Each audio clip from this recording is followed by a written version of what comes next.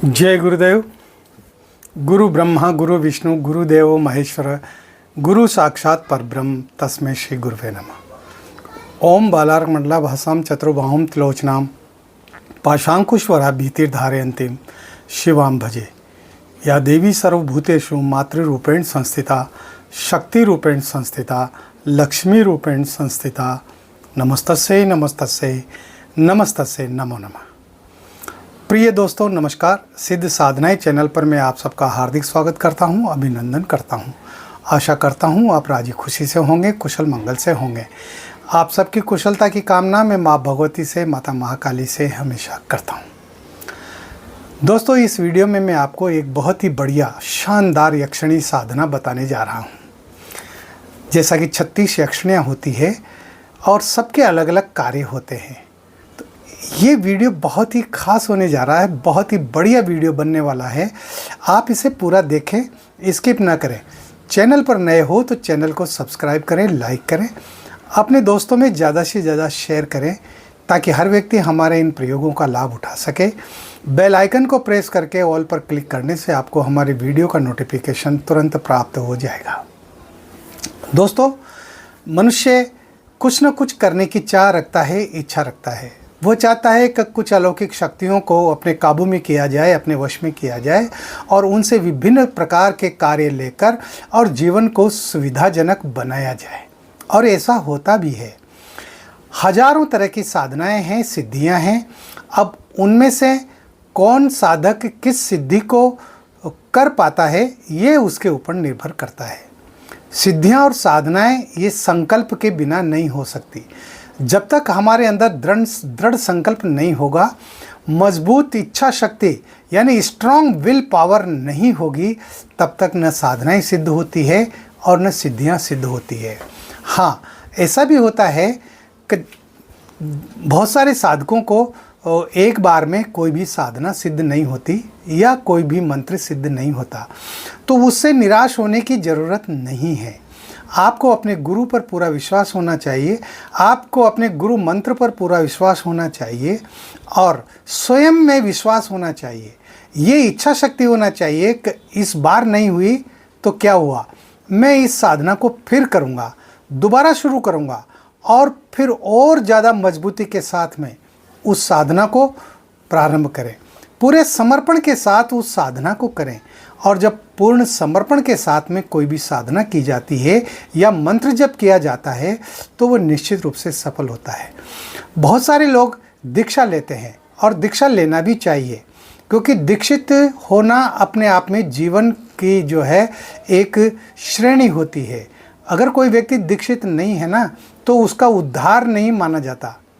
हमारे शास्त्र कहते हैं गुरु दीक्षा लेना जरूरी होता है। हर व्यक्ति को गुरु दीक्षा लेनी ही चाहिए और गुरु मंत्रों का जप करना चाहिए। अगर कोई साधक बाकी कोई साधनाएं भी नहीं करता है, कोई सिद्धियां भी नहीं करता है, मंत्र जप भी नहीं करता है और अगर वो मात्र गुरु मंत्र का ही जप करता है, तब भी वो मोक्ष को प्राप्त हो जाता है, तब भी उसे वो सब कुछ हासिल हो जाता है जो वो चाहता है। गुरु मंत्र से जीवन सुखमय बन जाता है, जीवन में समृद्धि आ जाती है और तमाम सारे जितने भी अभाव हैं, दुख हैं, संकट हैं, वह सब स्वतः ही समाप्त हो जाते हैं। गुरु मंत्र में इतनी ताकत होती है, इतनी शक्ति होती है ना। तो मेरे कई शिष्य तो सिर्फ गुरु मंत्र का ही जप करते हैं। हाँ है ना। वो कहते हैं कि गुरुजी गुरु मंत्र से बड़ी साधना और तो कोई है ही नहीं, दुनिया के अंदर है ही नहीं। हमें नहीं लगता कि गुरु मंत्र सिद्ध करने से बड़ी कोई साधना है। ये उनकी अपनी सोच है और ये अच्छी सोच है।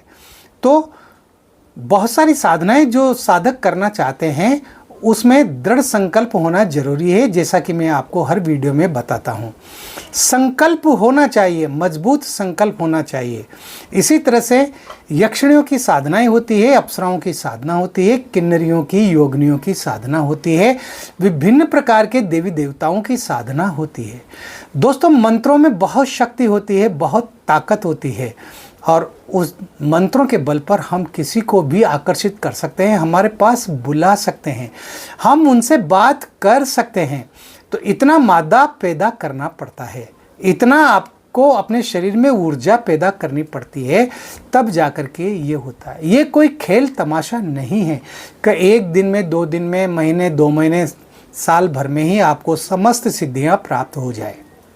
ये लगातार चलने वाली प्रक्रिया है, लगातार चलती रहे, धीरे धीरे चलती रहे। वो कहते हैं ना, slow and steady wins the race. जो धीरे धीरे और लगातार चलता है वही मंजिल पर पहुंचता है, वही जीत हासिल करता है। तो मैं आपको इस वीडियो में एक ऐसी ज़बरदस्त साधना बता रहा हूं जिसको जो है वेद विद्या यक्षिणी कहते हैं। हाँ, वेद विद्या यक्षिणी की साधना सरल है। सरल का मतलब आपको मंत्र जप करना है, इसमें कोई ज़्यादा लंबा चौड़ा विधि विधान नहीं है, है ना। तो मंत्र जप तो करना ही पड़ेगा। वेद विद्या यक्षिणी ये नुकसान भी नहीं करती है।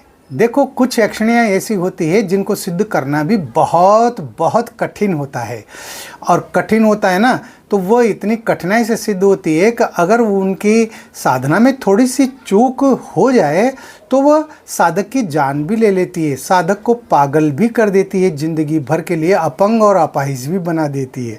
ऐसी भी यक्षिणियाँ होती है। लेकिन कुछ यक्षिणियाँ ऐसी होती हैं जो बहुत सरल और सौम्य स्वभाव की होती हैं, हाँ, जो कोई नुकसान करती ही नहीं है। और उन्हीं में से एक है वेद विद्या यक्षिणी। जैसा कि नाम से ही पता है आपको, वेद विद्या यक्षिणी जो है ये समस्त ज्ञान की ज्ञाता होती है, हर प्रकार के ज्ञान में ये प्रवीण होती है। और इस साधना को कोई कर लेता है ना, व्यक्ति कोई साधक इसको एक बार कर लेता है तो उसको और दूसरी जो साधनाएं हैं और वो सिद्धियां हैं वो सुगमता से प्राप्त हो जाती है। उन साधना और सिद्धियों में उसको ज़्यादा उठापटक नहीं करनी पड़ती। अरे ये यक्षिणी ऐसी है, वेद विद्या यक्षिणी, ये खुद ही आपको साधनाएं करवा देगी। जो आप साधना करेंगे ना, वो साधना ये आपको करवा दे। ये गुरु का काम करती है। जिस तरह से गुरु साधनाएं करवाते हैं उसी तरह से ये यक्षिणी साधनाएं करवाती है। इस यक्षिणी को सिद्ध करने के बाद में घर में किसी प्रकार की कोई कमी रहती ही नहीं है।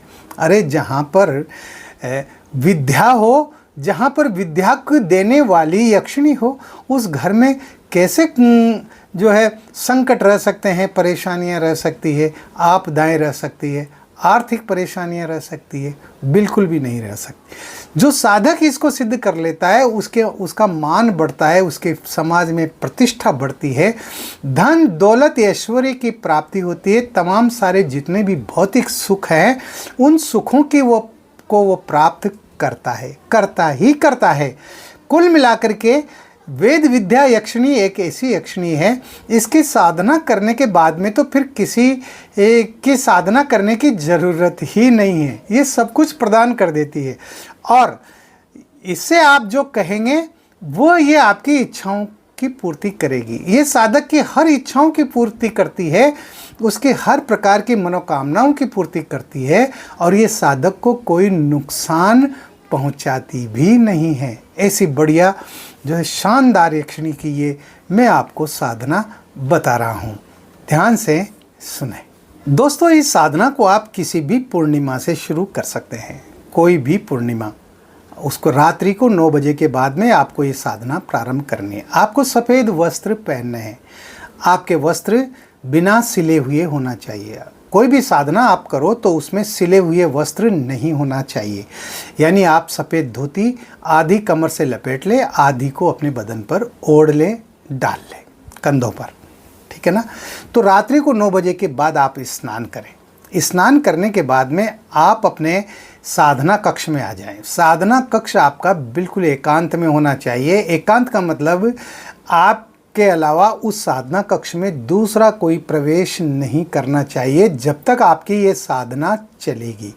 इसमें दिन निश्चित नहीं है कि ये 21 दिन की है, 41 दिन की है या 11 दिन की साधना है ना। तो फिर इसमें निश्चित क्या है? इसमें निश्चित है मंत्र जप। आपको 1.25 लाख मंत्र जप करना है। मंत्र बहुत छोटा है, 1.25 लाख मंत्र जप करना है। तो पूर्णिमा से आप शुरू करेंगे तो आप कितने दिन में कर सकते हैं 1.25 लाख मंत्र जप, यह आपके ऊपर निर्भर करता है। यदि आप 51 माला रोजाना करते हैं तो आपको पूरे 30 दिन यानी पूर्णिमा से लेकर पूर्णिमा तक आपको ये साधना करनी पड़ेगी। समझ में आ गई बात? आपका मुंह पूर्व दिशा की ओर होना चाहिए। कमरे में किसी प्रकार के कोई कबाड़ खाना नहीं होना चाहिए। जो फालतू सामान है उनको आप वहाँ से हटा दें। कमरे को धो पोंछ करके बढ़िया साफ कर लें, उसमें इत्र वगैरह छिड़क दें, उसको महका दें। खुशबू से महकता हुआ कमरा होना चाहिए। उसमें एक तरफ आपका बिस्तर हो ज़मीन पर जहाँ पर आपको सोना है। बिस्तर साफ सुथरा स्वच्छ होना चाहिए। ठीक है। आप अब पूर्व दिशा की ओर मुंह करके सफ़ेद आसन पर आपको बैठना है। सफ़ेद आसन पर आप बैठ जाएं। सामने आप लकड़ी का बाजोट लगाएं, उस पर सफ़ेद वस्त्र बिछाएं, उस पर अपने गुरु जी का चित्र रखें। उस पर आप जो है यक्षिणी जिसके आप साधना कर रहे हैं यानी वेद विद्या यक्षिणी का आपके पास प्राण प्रतिष्ठित चित्र होना चाहिए जो फ्रेम में मड़ा हुआ हो। उसको आप रख दें अपने गुरु जी के चित्र के पास ही। आप जो है वहाँ पर बाजोट पर आपको वेद विद्या यक्षिणी यंत्र रखना है, वेद विद्या यक्षिणी माला रखनी है। ये सामग्री आपको वहाँ पर रखनी है। घी का दीपक आप जलाएंगे। सुगंधित अगरबत्ती आपके पास में होना चाहिए। केवड़ा की हो सकती है, मोगरा की हो सकती है, चमेली की हो सकती है। बढ़िया सुगंधित अगरबत्ती होना चाहिए। ठीक है। आपके पास इत्र होना चाहिए। आप गुलाब का इत्र अपने जो है कपड़ों पर भी लगाएं और आप जब पूजा करें तो उस समय गुरु जी के चित्र पर, वेद विद्या यक्षिणी के चित्र पर, यंत्र पर और माला पर, इन सब पर आप रोजाना इत्र लगाएं।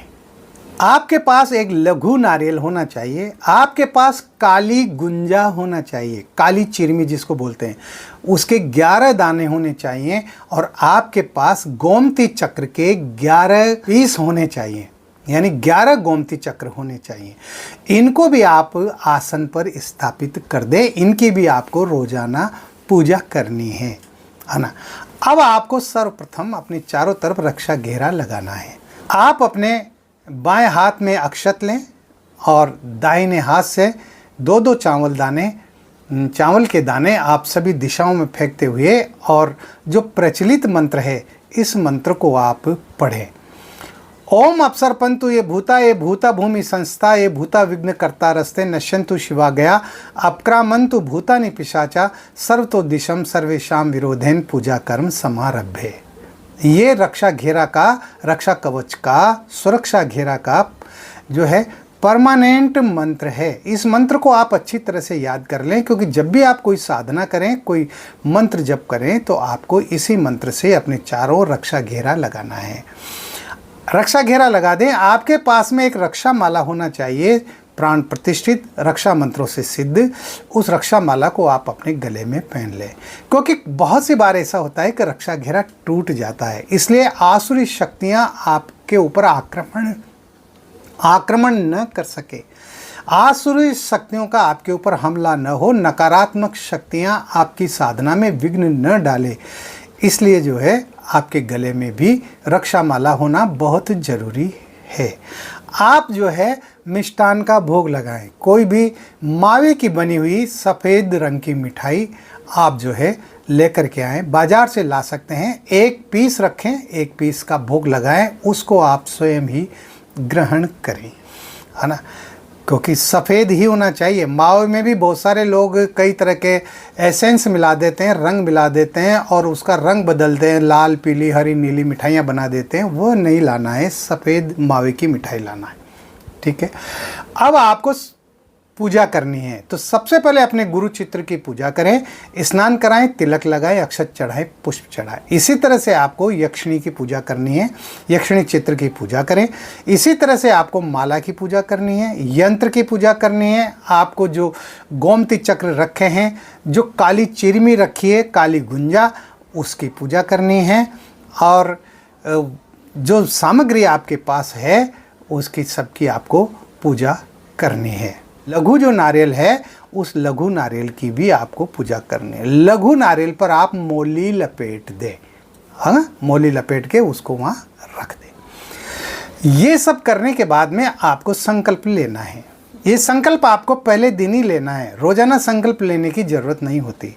तो आप बोलेंगे, मैं अपना नाम बोलें, पुत्र श्री अपने पिता का नाम बोलें, गोत्र अपने गोत्र का नाम बोलें, निवासी अपने निवास स्थान का नाम बोलें। हे गुरुदेव, मैं वेद विद्या यक्षिणी की साधना करने जा रहा हूँ। 1,25,000 मंत्र जप मुझे करना है। वेद विद्या यक्षिणी मेरे सामने प्रत्यक्ष हो, मुझे आशीर्वाद दे, मुझे वरदान दे, मुझे वचन दे। मेरी साधना में सफलता का आप मुझे आशीर्वाद प्रदान कीजिए। और ये कह करके आप उस हथेली के जल को पृथ्वी पर छोड़ दें। ये आपका संकल्प हो गया। इसके बाद में आपको गुरु मंत्र की एक माला करनी है। तो जो भी आपके गुरु हैं, अगर डॉक्टर नारायण श्री माली जी आपके गुरु हैं, परम पूज्य निखिलेश्वरानंद जी, तो आप ओम परम तत्वाय नारायणाय गुरुभ्यो नमः इस मंत्र की एक माला करें। अगर कोई गुरु नहीं है तो भगवान शंकर को गुरु मानकर ओम नमः शिवाय मंत्र की एक माला करें। और अगर आपने किसी को अपना गुरु बना रखा है, उनसे गुरु दीक्षा ले रखी है, तो आप अपने गुरु के दिए हुए गुरु मंत्र की एक माला करें। ये सब करने के बाद आपको अब जो यक्षिणी माला आपके पास रखी है, उस यक्षिणी माला से आपको मंत्र जप करने हैं। तो आप पहले दिन ये निश्चित कर लें कि आपको कितने दिन में 1.25 लाख मंत्र जप करने हैं और रोजाना आपको कितनी माला करनी है। उतनी ही माला फिर आपको रोजाना करनी है। ये नहीं आज 11 माला कर ली, कल 21 माला कर ली, परसों 51 माला कर ली, फिर 5 माला कर ली, ऐसा नहीं चलेगा। एक निश्चित संख्या तैयार करें आप कि आपको रोजाना कितनी माला मंत्र जप करना है और 1.25 लाख मंत्र जप कितने दिन में होंगे, वह आप गणना करके और उसी हिसाब से आप मंत्र जप करें। तो मंत्र इस प्रकार है, ओम ह्रीम वेद मातृभ्य स्वाहा, ओम ह्रीम वेद मातृभ्य स्वाहा। बहुत छोटा मंत्र है लेकिन बहुत ज़बरदस्त मंत्र है ना। तो इस मंत्र की आप माला करें। माला जप करने के बाद में जो ही आप माला जप करके और निपट जाएं, तो फिर आप वह जप यक्षिणी को समर्पित करें। तो आप अपने हाथ में जल लें और जल लेकर के आपको बोलें, हे वेद माता, हे वेद विद्या यक्षिणी माता, आपको मैं ये जप समर्पित करता हूँ। और ये कह करके उस जल को वहाँ पर आप छोड़ दें, है ना। माँ के रूप में इसकी साधना की जाएगी। प्रेमिका के रूप में, पत्नी के रूप में इसकी साधना मत करना। समझ में आ गई ना बात? हाँ, माँ के रूप में साधना करना, है ना। और माँ का ही आप विचार अपने दिल में रखना, मात्र भाव ही आप अपने दिल और दिमाग में रखना यक्षिणी के प्रति। हाँ, गंदी नज़र से मत देखना, गंदे विचार अपने दिमाग में मत लाना उसके प्रति, वरना जो है आपकी साधना सफल नहीं होगी। और जब ये मंत्र जप करते करते आपको कई तरह की आप जो है घटनाएं आप अपने कमरे में देखेंगे।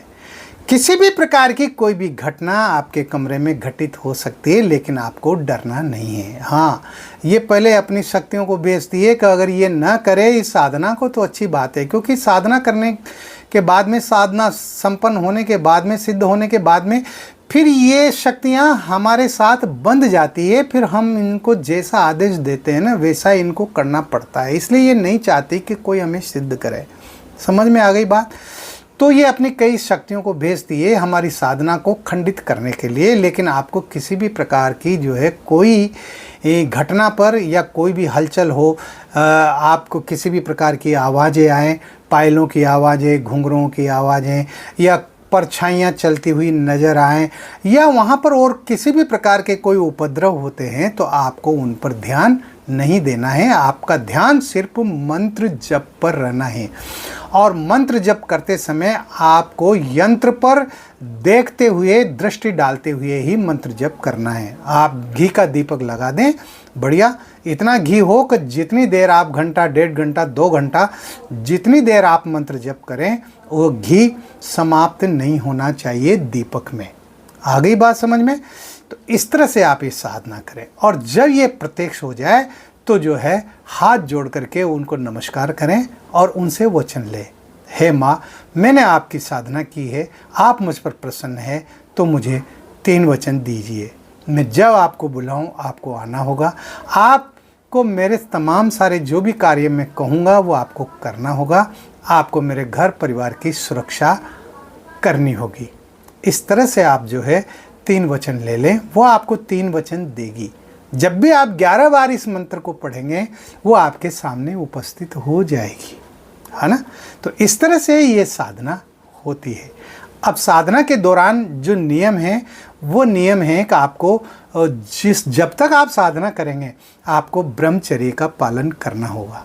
आपको जो है अपने पति के साथ में, अगर कोई महिला साधना कर रही है तो वो पति के से दूर रहेगी, पुरुष साधना कर रहा है तो वो अपनी पत्नी से दूर रहेगा। यानी आपको ब्रह्मचर्य का पालन करना है, आपको झूठ नहीं बोलना है, आपको जो है सादा और सुपाच्य और इसके साथ ही जो है शाकाहारी भोजन करना है। हाँ, शाकाहारी भोजन, मांस, मछली, अंडा, इनका प्रयोग आपको नहीं करना है। यानी किसी भी प्रकार के मांसाहारी भोजन का प्रयोग आप नहीं करेंगे। इसके साथ ही आप जो है किसी प्रकार का जो नशा पता है उसका प्रयोग नहीं करेंगे। पान, बीड़ी, सिगरेट, जर्दा, गुटखा, तंबाकू, जो भी जितने भी नशीले पदार्थ हैं, शराब वगैरह, इन सब का आप सेवन बिल्कुल भी नहीं करेंगे। आप पूर्ण ब्रह्मचर्य से रहते हुए आप क्रोध नहीं करेंगे, गुस्सा नहीं करेंगे, आप सरल स्वभाव रखेंगे, आप अपनी पत्नी से, बच्चों से मीठा व्यवहार करेंगे, आप अपने पड़ोसियों से मधुर व्यवहार से रहेंगे, किसी के साथ लड़ाई झगड़ा नहीं करेंगे। यदि आप नौकरी करते हैं तो आप अपने ऑफिस में, दफ्तर में आपके जो सहयोगी हैं उनके साथ भी आप मधुर व्यवहार करेंगे, कम बोलेंगे, कम बातचीत करेंगे, ज़्यादा नहीं बोलेंगे। और हमेशा यक्षिणी का चिंतन आपके दिमाग में बना हुआ रहना चाहिए। सोते, उठते, बैठते, जागते, खाते, पीते, है ना, उसका चिंतन आपके दिमाग में रहना चाहिए। आप पृथ्वी पर सोएंगे, है ना, भोजन आप एक जगह बैठ करके करेंगे, टेबल चेयर पर बैठ करके भोजन नहीं करेंगे, ज़मीन पर आसन बिछा के और आप भोजन करेंगे। भोजन करते समय आपका मुंह जो है वो उत्तर दिशा की तरफ या पूर्व दिशा की तरफ होना चाहिए। दक्षिण दिशा की तरफ मुंह करके कभी भी भोजन नहीं करना चाहिए। तो इस तरह से जो है ये साधनाएं होती है। और एक बात और, साधना काल में कभी भी शोर कर्म न करें, दाढ़ी न बनाएं, नाखून न काटें, इनको शोर कर्म कहते हैं। ये सब बंद रखने पड़ते हैं। महिलाएं अगर साधना करती है तो महिलाओं को 5 दिन माहवारी के समय साधना बंद करनी पड़ेगी और 6ठे दिन से वापस वह जहाँ से छोड़ा है वहाँ से गिनती शुरू कर सकती हैं, है ना। तो महिलाओं को भी जो है विशेष बातों का इनका ध्यान रखना पड़ता है। आप भोजन बनाएं, अगर आप स्वयं बनाते हैं या आपकी पत्नी भोजन बनाती है तो वो स्नान करके, नहा धो करके और चौका लगा करके रसोई में तमाम साफ सफाई के साथ में और फिर इस तरह से भोजन बनाएं, है ना। यानी गंदगी बिल्कुल भी न होने दे। आपके मकान में, कमरे में, सब जगह बढ़िया अच्छी साफ सफाई होना चाहिए, सुंदरता होना चाहिए। यक्षिणियाँ सुंदरता को पसंद करती है। इस तरह से ये साधना संपन्न होती। जब ये साधना संपन्न हो जाती है ना, तो ये गुप्त रहस्यों के बारे में बताती है। जो गुप्त ज्ञान है, जिनको कोई नहीं जानता, उस ज्ञान को, उसके बारे में जानकारियाँ देती है ये आपकी। इसके बाद आप जो भी कोई भी अगर आप साधना करेंगे वो साधनाएं आपकी सफल हो जाएंगी, निश्चित रूप से सफल हो जाएंगी। दोस्तों, मैंने ये बहुत, आपका अगर दिमाग कमज़ोर है, आपके अंदर बुद्धि की कमी है, तो आप बुद्धिवान बन जाएंगे, आपके अंदर तीव्र बुद्धि आ जाएगी, है ना। तो दोस्तों, इस तरह से ये सब कुछ प्रदान करने वाली बहुत ही बढ़िया यक्षिणी है। आपको इसकी साधना करना चाहिए। इस वीडियो में इतना ही। मिलते हैं अगले वीडियो में नई जानकारी के साथ, नए प्रयोगों के साथ। तब तक बने रहिए सिद्ध साधनाएं चैनल पर, जो आपका अपना है। किसी भी प्रकार की कोई बात है, कोई दिक्कत है, कोई परेशानी है, कोई दुविधा है, तो व्हाट्सएप नंबर जो चल रहे हैं स्क्रीन पर, इन पर आप मुझे मैसेज कर सकते हैं, कॉल कर सकते हैं। एक बात का ध्यान रखें, सुबह 10 बजे से पहले मुझे कोई भी कॉल न करें, क्योंकि मैं सुबह 10 बजे तक अपनी पूजा में रहता हूँ। दोपहर में करें आप 2 बजे, 3 बजे, 4 बजे के बाद कभी भी कर सकते हैं, है ना। व्हाट्सएप पर आप मैसेज लिख दें, आपके मैसेज जब भी मुझे टाइम मिलता है मैं पढ़ लेता हूँ और मैं जवाब देता हूँ। तो इस तरह से जो है आप की कोई भी समस्या होगी तो मैं उनको दूर करने की कोशिश करूँगा, उनका समाधान बताने की कोशिश करूँगा। इस वीडियो में इतना ही। आप खुश रहें, प्रसन्न रहें, हंसते रहें, मुस्कुराते रहें। जय गुरुदेव।